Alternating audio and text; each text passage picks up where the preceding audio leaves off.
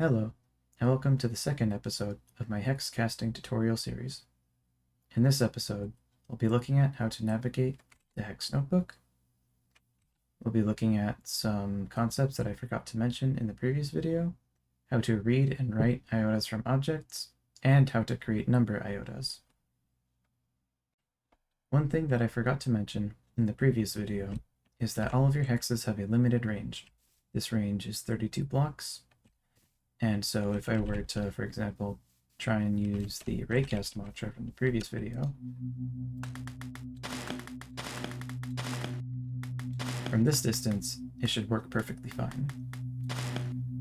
Because the block that we're looking at. If I were to go much further away and try the same thing again,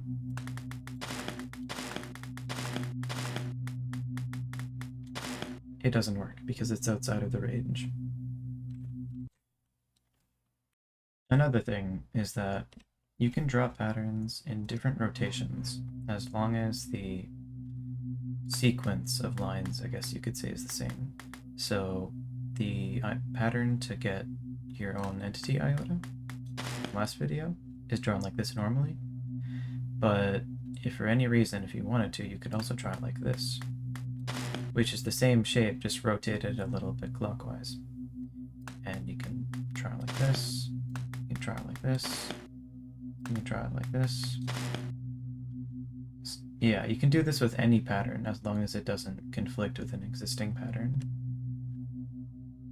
Okay, now on to the main topic of today's video. This is a focus. It's an item that lets you store an iota. It is crafted using leather, some glowstone dust, and some charged amethyst.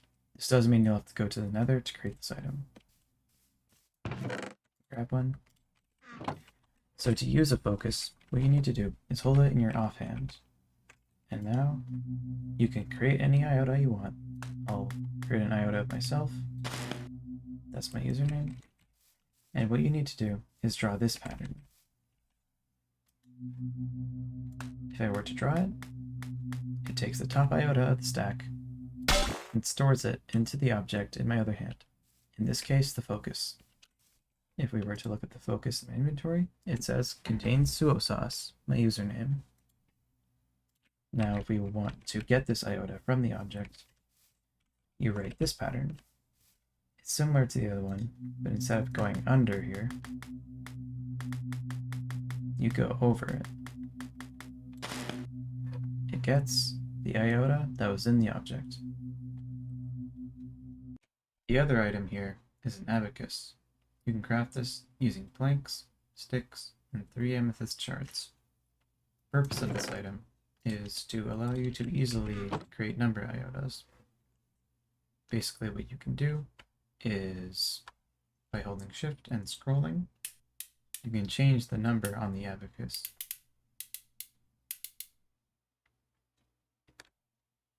You can shift right click to clear the number on the abacus, and you can hold it in your offhand to decrease it or increase by 0.1s, and even hold control shift to decrease it or increase it by 0.01s.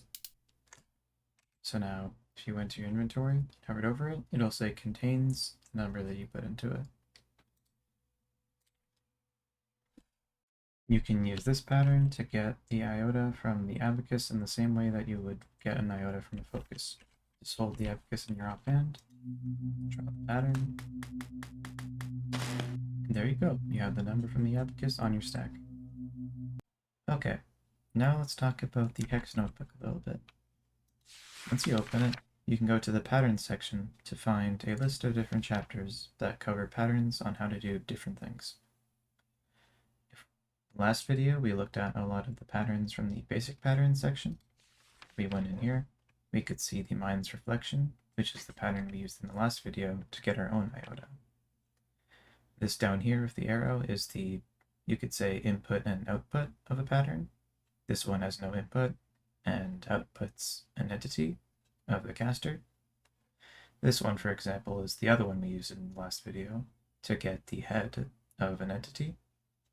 So it takes the input of one entity and outputs the vector of their head. The vector is just their position. We'll talk about vectors in more in depth in a later video. Now let's look at a topic that we haven't looked at before.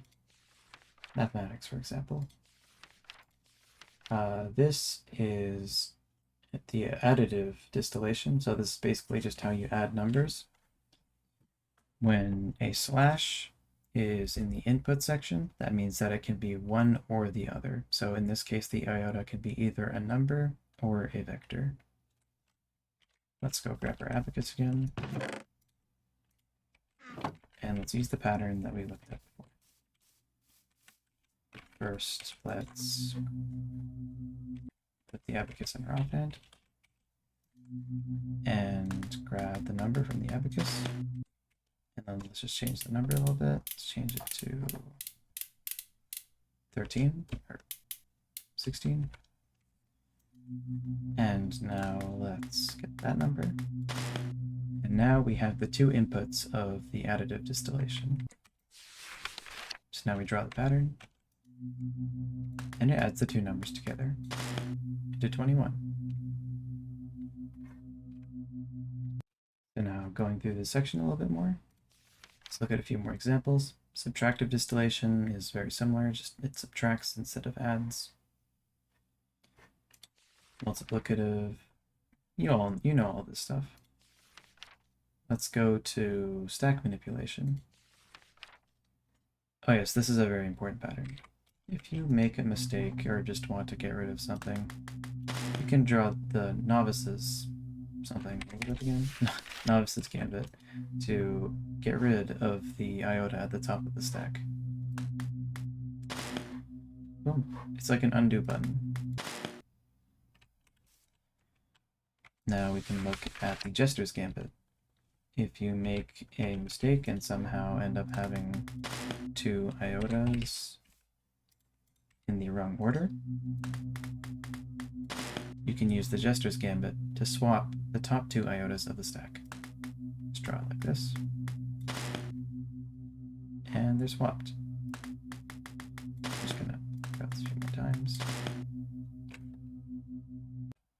Okay, the last thing that we're going to look at before we get into the fun stuff of today's episode is number literals. You might have seen the chapter when I was looking through the pattern section. It's this right here. I'm just going to show you the staff, how it works. So basically an abacus you can use to get the number from the abacus, but you can also just draw the numbers directly into the stack. How it's done is first you draw this pattern, and then from here, what you can do is you can go left, or pretend like this is 0. Pretend like this pattern is 0.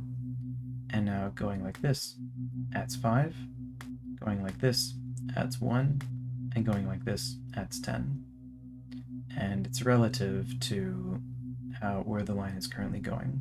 What I mean by that is going here adds 10, but going here adds 1. If I want to continue adding 10, I have to keep doing that turn again and again. So what this would return is 10, 20, 30, 40, 50, and it adds 50 to the stack.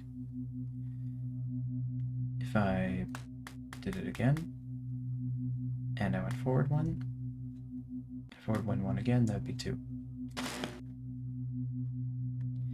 And now, if I just did it on its own, it would be 0.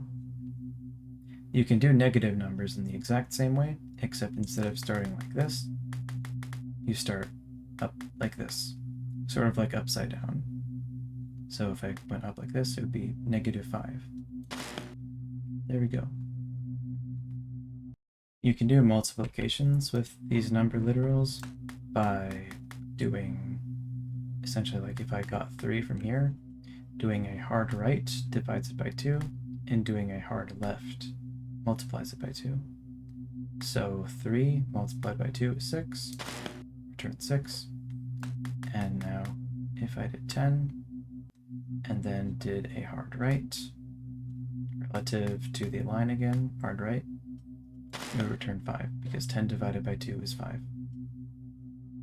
If this is a little confusing, don't worry about it. It's not that important for now. You're not going to be doing really big numbers. Okay, now we can get into the fun stuff. These are the explosion and fireball spells, respectively. Let's take a look at their book entries. Oh, I already had it open. Okay, so the explosion spell takes a vector and a number. The vector is the position that the explosion will originate from, and the number is the power of the explosion. Let's use what we already know to give the explosion spell those iotas. Let's use the raycast mantra to get the location of the block we're looking at. And now let's use number literals to get the number 5, because we'll use a power 5 explosion. The maximum is 10, by the way. So now we draw the explosion pattern.